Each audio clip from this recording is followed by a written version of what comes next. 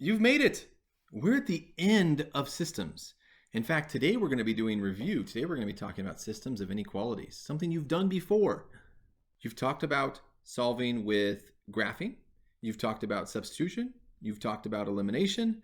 Now we're going to talk about what about systems of inequalities. That's it. Let's go.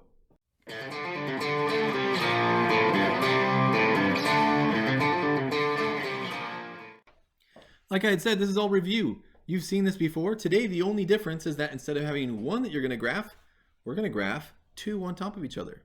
But it's going to be easy because you're just going to ignore one and graph the other. That's it. Let's make it happen. Okay, so the weird thing is that I'm going to ask you to graph two systems of inequalities. But let's take it back to the very beginning. Let's take it back to how we did it before. I'm going to slide over to a little example problem right quick here. This problem right here.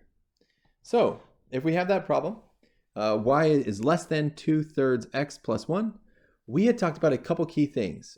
One, we can just graph, let's just graph it like normal.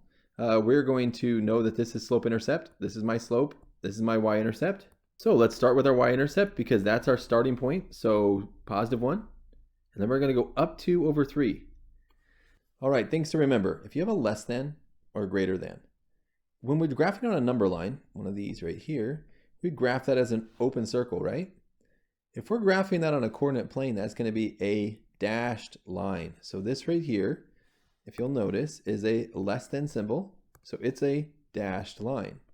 Now, if we had a line underneath that, if it's this right here, all that happens is that becomes a solid circle. If this is a line here and a line here, it becomes a solid circle and it becomes a solid line.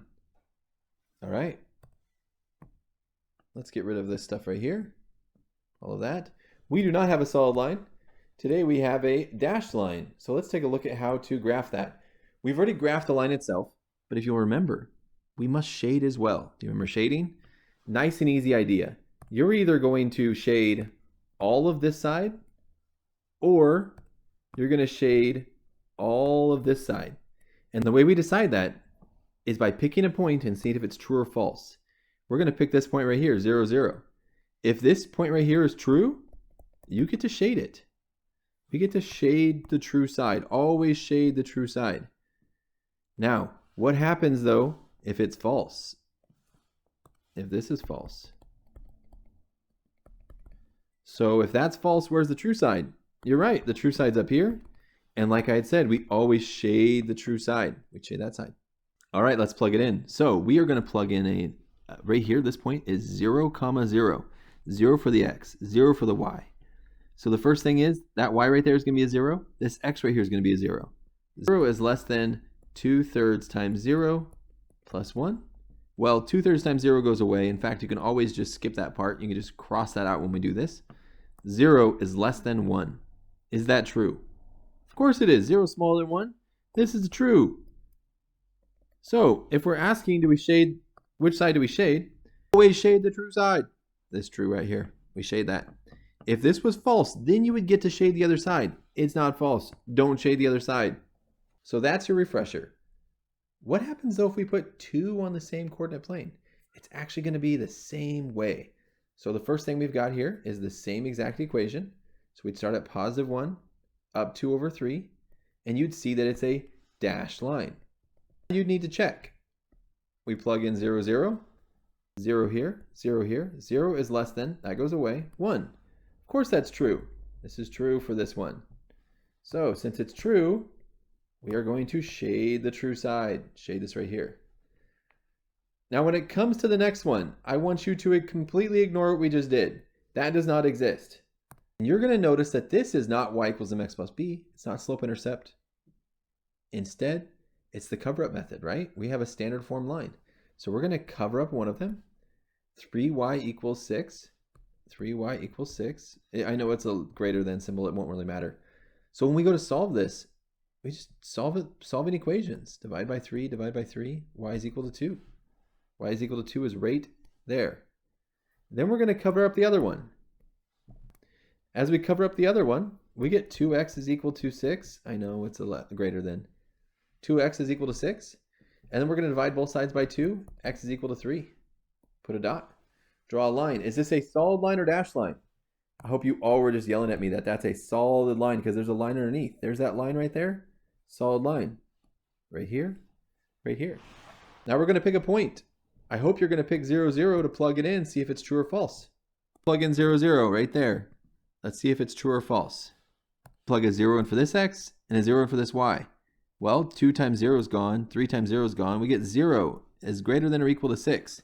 Is that true or false? Is 0 greater than 6? Of course it's not. So, for this black line right here, here's my black line. This point right here was false. So the true side is this side over here. If we had to write that down, we can. This is true over here. So we're going to shade that in.